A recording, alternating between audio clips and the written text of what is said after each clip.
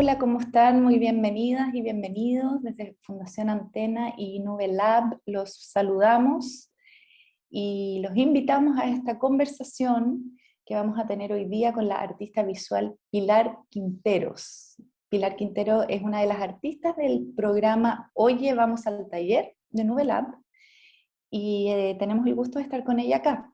Hola Pilar, ¿cómo estás? Hola, Cota, ¿cómo estás? Gracias por la invitación. Gracias a ti por conectar para revisar tu trabajo, tus ideas, tus visiones. Así que antes de entrar a abrir tu portafolio, quiero contarles a quienes nos están viendo que Pilar estudió arte en la Universidad Católica, en la Escuela de Arte de la Universidad Católica de Santiago, en Chile. Y luego ha dedicado su trayectoria artística a su obra, a su investigación, ha hecho múltiples residencias, se ha ganado premios, ha estado en bienales por distintas partes del mundo y actualmente ya está en realidad llevando una carrera bastante fuera de Chile, va, viene y está eh, realizando proyectos en varias ciudades sobre lo que ella nos va a contar. Así que Pilar, mientras comparto pantalla, si quieres partir contándonos un poquito eso, cómo está hoy día tu situación de producción de obra y de taller, porque me imagino que ya no es que tengas un taller fijo y puntual, ¿no es cierto? No, no, va Partamos por variando, eso. sí. Sí, la verdad es que estoy bien itinerante y nómada. O sea, principalmente como por lo que pasó con el COVID, en realidad, como que tampoco ha sido muy como por elección mía. Bueno, sí, al final todos son elecciones, pero fue una elección medio obligada, porque me fui a vivir a Buenos Aires y ahí tenía el taller. Y a mí me gustaba y me gusta en realidad como viajar, pero volver siempre al lugar, pues tener como un lugar con tus cosas, con tu taller, donde pensar.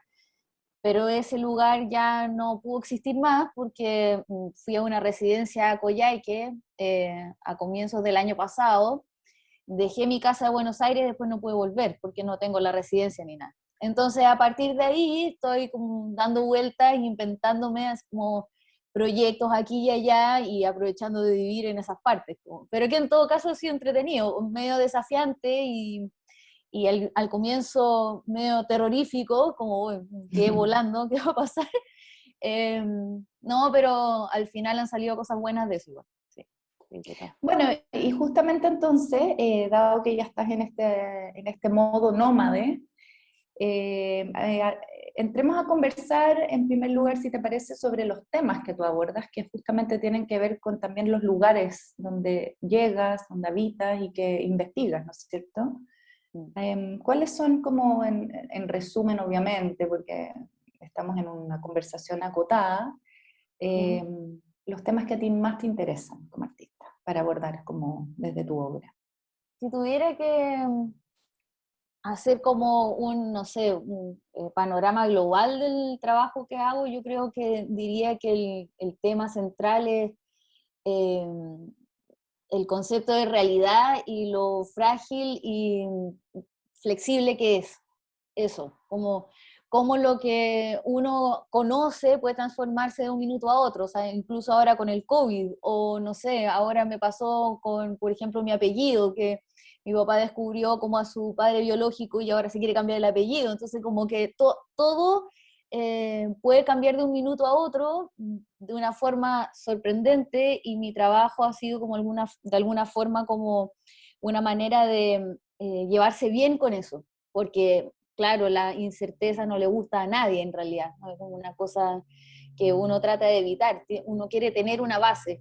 Y con mi trabajo lo que he hecho es como llevarme bien con eso, con la idea de la muerte en cualquier minuto, con el, no sé, con que uno está acostumbrado a algo y después se transforma en otra cosa. Y mi trabajo medio que partió así también, como partiendo con la observación de la ciudad y cómo ésta iba transformándose y cómo iban demoliendo todos los edificios alrededor. Yo vengo de Puerto Montt y llegué a Santiago súper contenta viendo estos edificios neoclásicos, espectaculares, y nos fuimos a vivir a Providencia con mi familia, cuando yo tenía 14 años, algo así. Eh, y estaba súper contenta con este barrio de calle pavimentada, porque en Puerto Montt que no podía ni andar en bicicleta, porque estaba todo así cubierto de barro y de pozas y piedras. Entonces para mí era muy bonito estar en ese barrio con casas lindas, no sé, y de repente las empezaron a tirar todas. Como, pucha, no me alcancé ni a acostumbrar, qué terrible.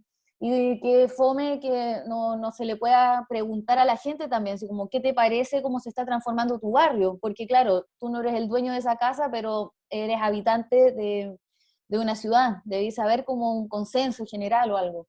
Entonces eso, como mi trabajo tiene que ver con eso, con la idea eh, de mundo constantemente en transformación.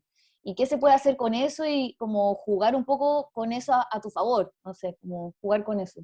Eso te iba a decir, como que el concepto transformación podría ser una súper buena palabra para definirlo Mm, y desde ahí también como para hacer un puente ya con el tema de las materialidades y ya la parte del oficio mismo, de la manualidad también y de la ujú. construcción de trabajo.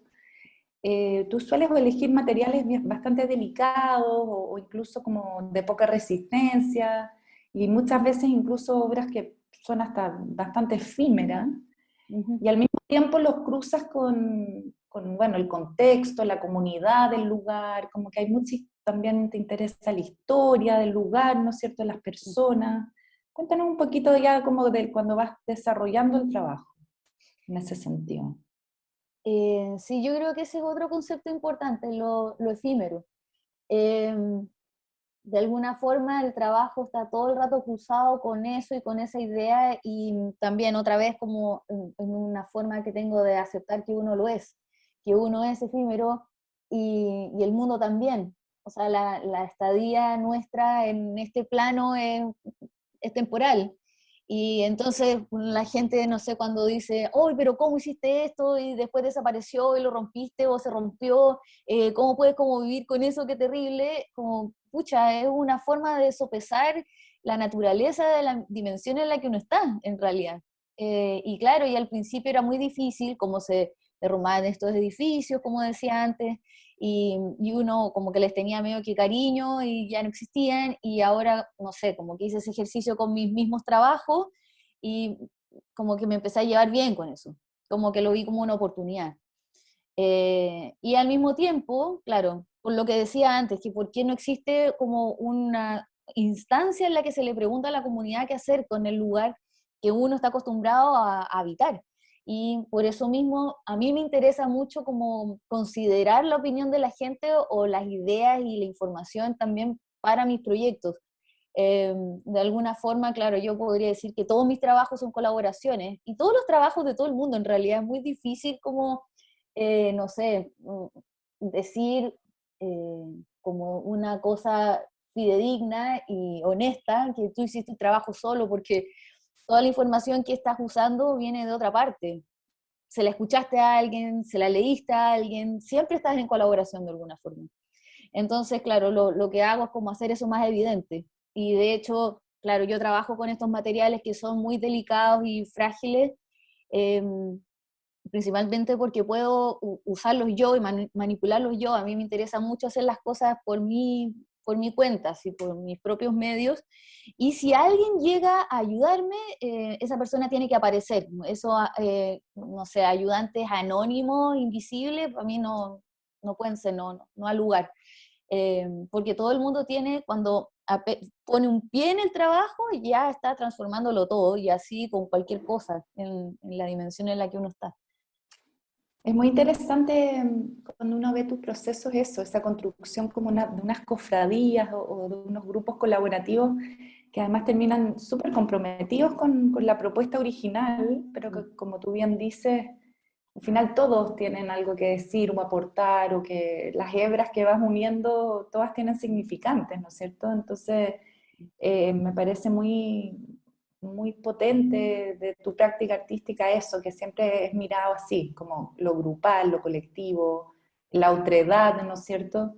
Y eso yo lo considero algo muy valioso. Viendo como algunos ejemplos puntuales para quienes nos estén viendo puedan quizás entender algunos como procesos en particular. Me gustaría que nos comentes sobre este trabajo, luego este de la selva y por último también este que cuando prende fuego este trabajo. ¿Te parece como para hablar de algunas Sí, trilogías de cosas que para ti han sido importantes? Entonces sí. voy a dejar esta imagen porque además están estas excavaciones y uno dice, bueno, aquí hay una arqueóloga también, ¿cuál es el...? Que sí, ¿no?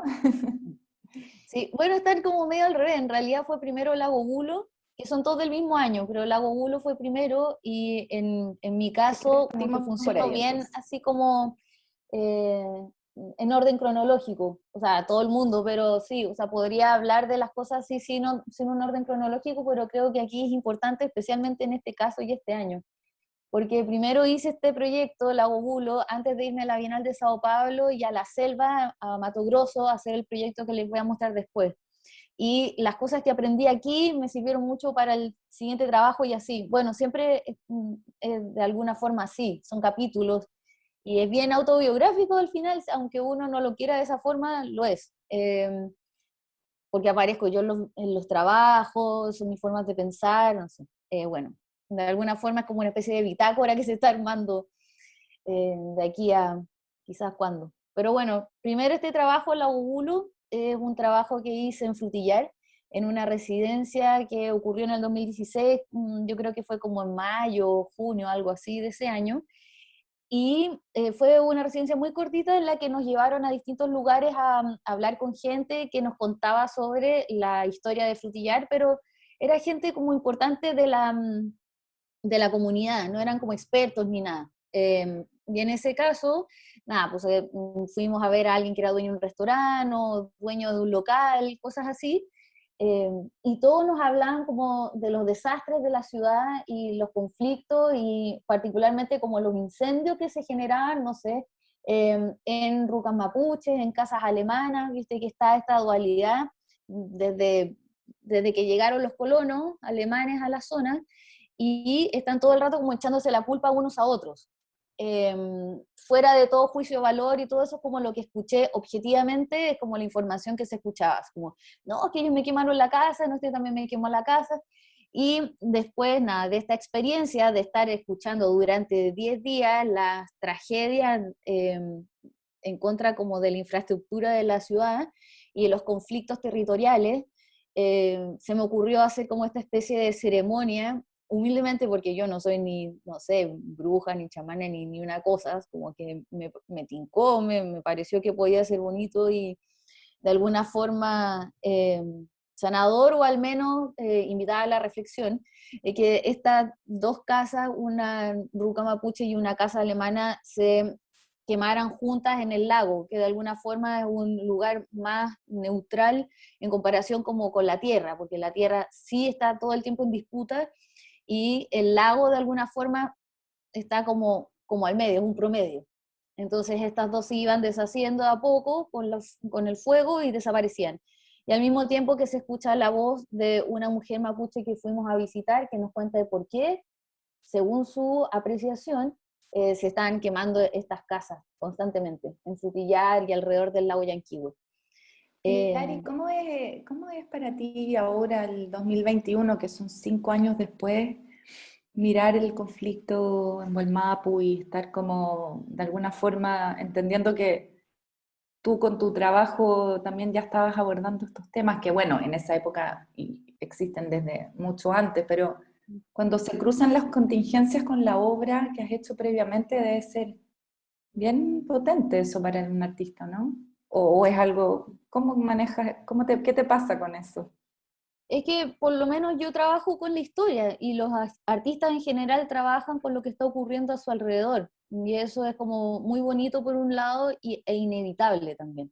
O sea, uno está todo el tiempo poniendo atención con las antenas así como muy paradas y aunque uno no diga así como voy a hacer un trabajo sobre el conflicto que hay en Wallmapu, igual sale porque está ahí, está latente, muy potente, entonces es muy difícil como abstraerse de eso y no tenerlo en cuenta y que no se meta en el trabajo también.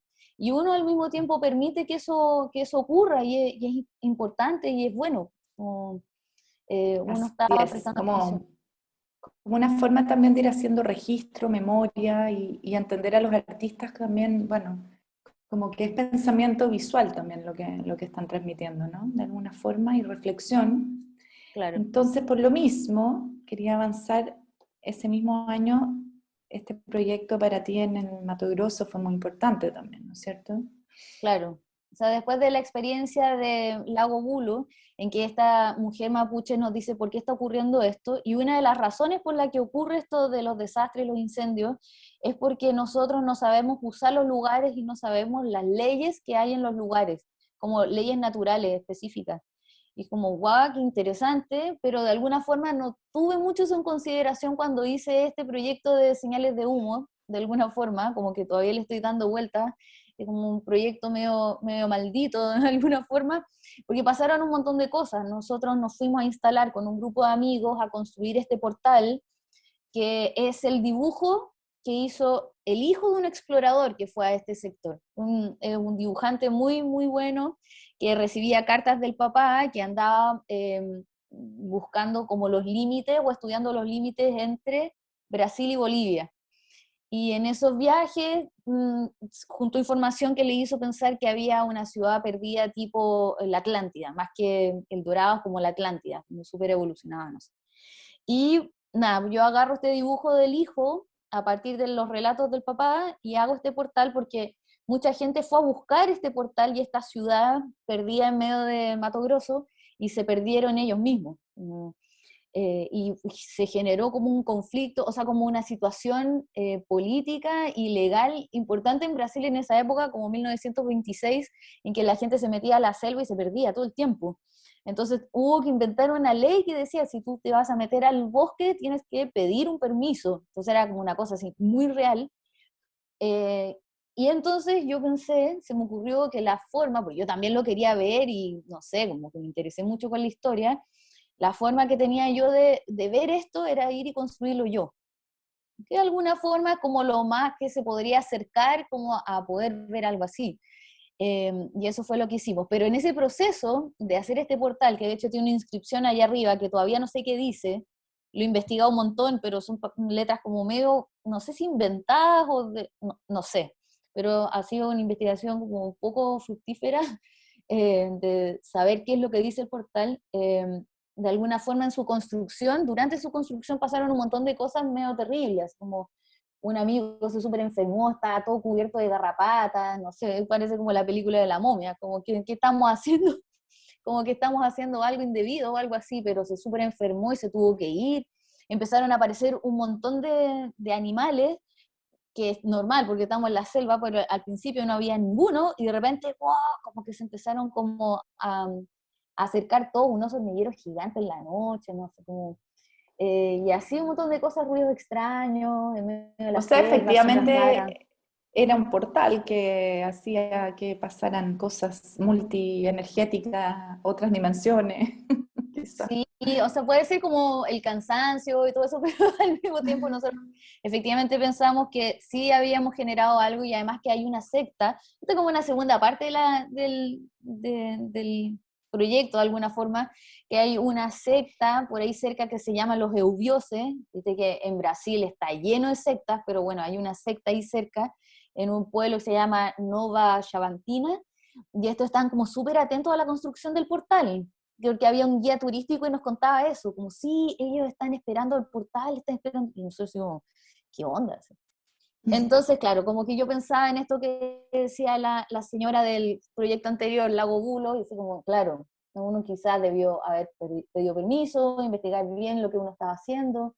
Sí, pues uno no tiene la verdad de nada en específico, o sea, como está aprendiendo en el camino y compartiendo esas experiencias y su aprendizaje. Y también mucho desde la intuición, como tú dijiste. Y en ese Sí. sentido hay como una relación tuya más intuitiva con los ritos, quizás, o con este Mm. tipo de, como de trabajo con ciertas sabidurías o conocimientos que también tú los abordas justamente intuitivamente. Entonces después pasan Claro. cosas inesperadas. Claro, Y la entonces, intuición de alguna forma, así como para cerrar en la idea de la intuición, es producto de prestar mucha atención, pero de repente a uno se le van algunos detalles, claro, como que efectivamente estaba ocurriendo algo ahí, y era un lugar muy extraño, y tenía una energía muy fuerte. Pero claro, hay cosas que se escapan del entendimiento de uno, pero la intuición, claro, va de la mano de estar muy atento, como todo el rato. Totalmente, sí, yo creo, y de la observación. Claro. Y para Y ir acercándonos al cierre, porque como sabes, ahí esto es con tiempo sí, acotado, sí. cuéntanos para cerrar ese año, porque en realidad podríamos seguir avanzando en el tiempo. Mm. Podemos después cerrar con algo más actual, pero creo que este fue un año para ti también bien importante, este proyecto Sí, también, ¿no?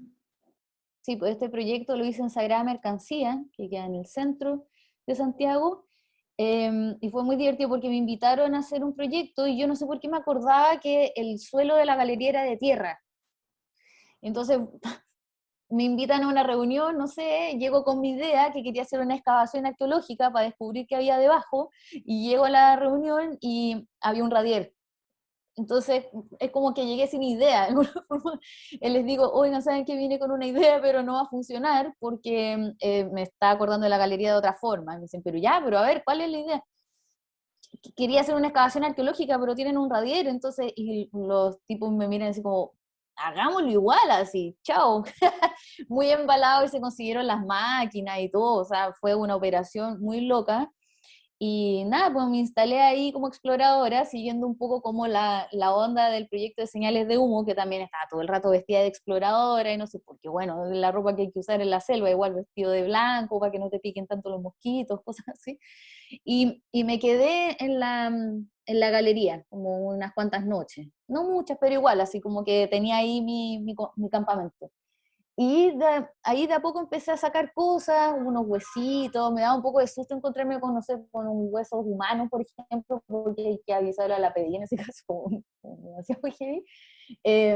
Pero sí, esa fue la experiencia, como de descubrir, por ejemplo, que está ese suelo como de, esa base, no sé, que son como de ladrillos de adobe, por ejemplo, son como verdaderos descubrimientos, como no teníamos idea que eso estaba debajo, y aparecieron como pedacitos de botella, y qué sé yo, o sea, como que encontramos cosas históricas, pero que eran como más recientes igual, pero interesante, o sea, qué ganas de haber tenido, no sé, como más recursos, no sé, y haber excavado aún más, porque en Santiago, especialmente como para la construcción del metro, se encuentran siempre restos arqueológicos que de repente obligan a las obras a detenerse como por varios años incluso. O sea, cementerio indio, por ejemplo, ese cementerio indio es un poco eso, que es un poco anterior, pero bueno, también es como parte de la investigación, en que busco, o sea, como que descubro no, no como que lo descubra, como que alguien lo descubrió antes que yo, pero como que le saqué fotos a una casa cerca de la mía en Pedro Valdivia, en mi casa de esa época,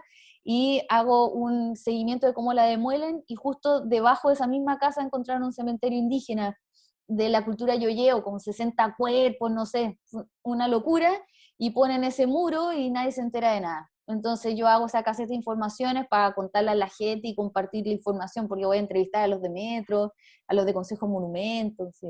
Entonces estoy como muy metida y muy interesada en como la historia de los lugares, principalmente porque forman parte de la actualidad también. No es por una cuestión como nostálgica ni nada. Como que no creo mucho en la idea de pasado. El pasado como está bien presente, en realidad. O sea, lo que más existe es el pasado, más que el presente y el futuro. El futuro nada. ¿Sí? Pilar, y justamente a propósito del pasado, del futuro, de los ciclos, del tiempo, igual hay una pregunta que tiene que ver con el aspecto más quizá, como lo espiritual para ti en estos procesos o esas dimensiones del ser humano cuando justamente tú hablas de lo efímero o de la transformación. ¿Cuál es tu relación con esa dimensión? ¿Tienes La alguna dimensión práctica o material, más dices. espiritual? Sí, como te contaba, para mí esto es un ejercicio bien espiritual de sopesar y de llevarse bien con la idea de que estamos por mientras. Yo sufría mucho cuando chica con la idea de la muerte. Tenía pesadillas, no sé, a los 4 años, 4 o 5 años. Y lo pasaba pésimo.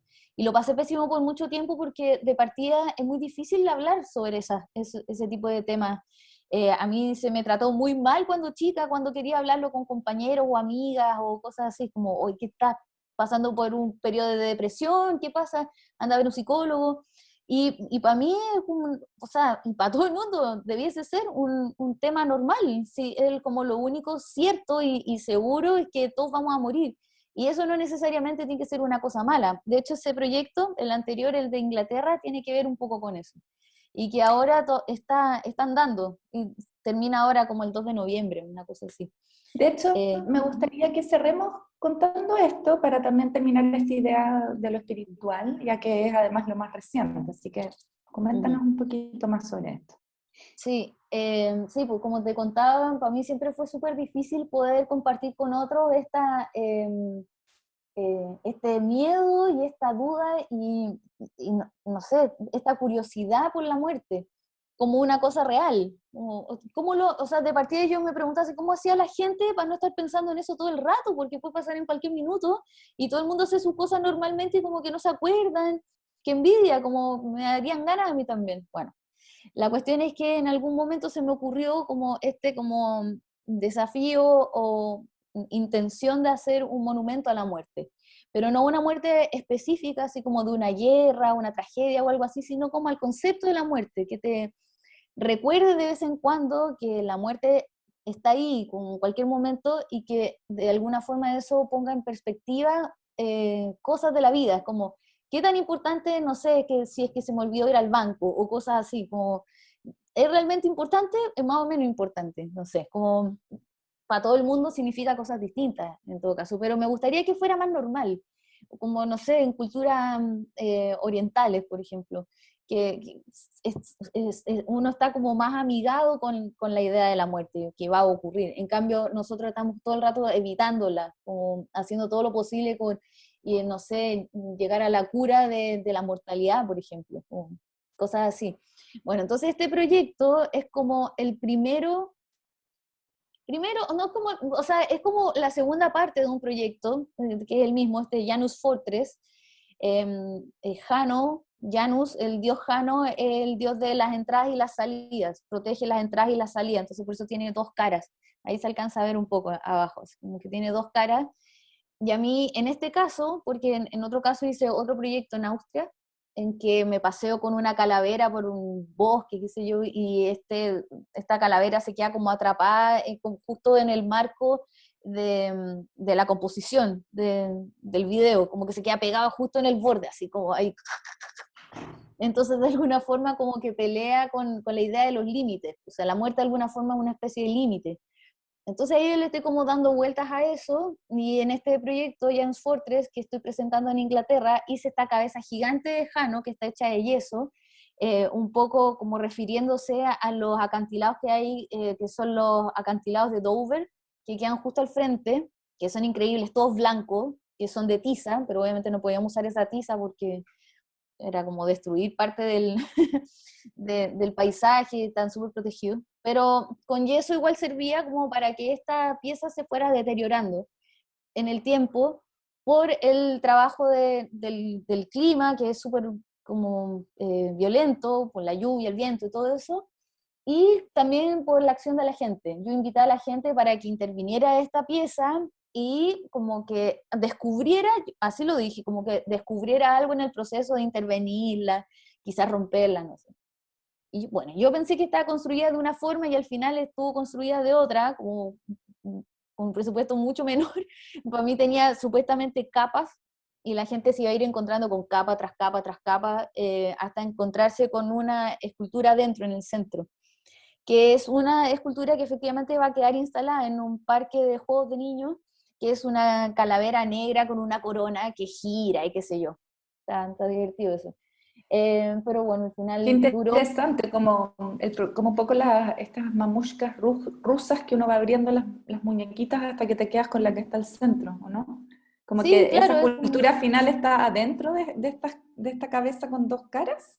Sí, Ay, qué increíble. estaba allá adentro, o sea, bueno, se empezó a deshacer y al final en vez de estas capas, esta matriushka que yo había planeado y que la teníamos súper conversada, al final era como que tenía una capa y estaba toda como rellena de polvo de yeso solamente. sea, como Genial, se me rompió hace un encanta. minuto a otro muy rápido, y además que los ingleses, yo creo que eso es como una parte interesante del proyecto, tiene varias cosas interesantes, pero cuando yo le dije a los de la organización que esta es la Trienal de Folkestone, y ellos me dijeron como, ¿qué vas a invitar a la gente para que intervenga y rompa tu trabajo? Nadie te va a pescar, porque acá en Inglaterra son todos muy respetuosos con el arte público. Quizá, ¿cachan? Esto fue lo que dijeron.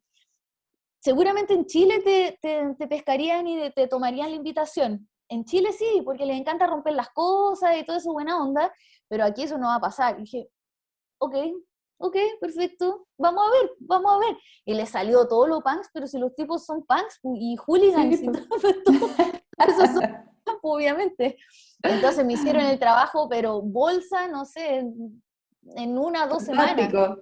Los muy rápido. invitaste a liberarse y a expresarse en el fondo. Claro, o sea, Jano es el dios de los límites, y de alguna forma yo lo estaba invitando como a ir más allá de los límites para descubrir otra cosa, y además que tienen este problema y esta situación con Brexit, y después con el corona, o sea, tienen como demasiados problemas de límites y conflictos así como limítrofe, y en ese pueblo en específico votaron muy a favor de Brexit, entonces me interesaba particularmente cómo hacer el proyecto ahí, o sea, como muy conservadores todos, así que nada, toda una Bueno, muy experiencia. interesante tu última experiencia. Bueno, dejé de compartir pantalla porque ya llegó la hora de cerrar y de despedirnos. Muchísimas gracias, Pilar, por contarnos y abrirnos un poco tu mundo, porque podríamos estar horas conversando. Yo invito a todas las personas a visitar la página web de Pilar Quinteros, ahí hay mucha más información y detalles sobre su trabajo. Y antes de cerrar, quería darte el espacio para que puedas despedirte y quizás, no sé, compartir alguna idea, reflexión con que estés pensando o trabajando estos días, estos tiempos de transformación justamente, sobre el rol del arte o sobre quizás lo que viene para ti.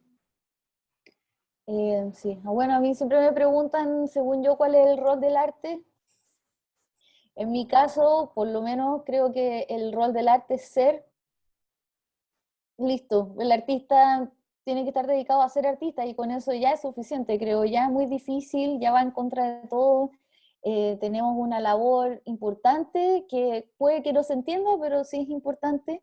Estamos trabajando constantemente con la reflexión, mantener como, eh, no sé, temas propios del espíritu de lo que significa ser artista. Es un trabajo muy difícil, considerando como todo lo que hay en contra. Entonces, que le pidan a los artistas además como tener otro tipo como de roles, como esto ya es un montón.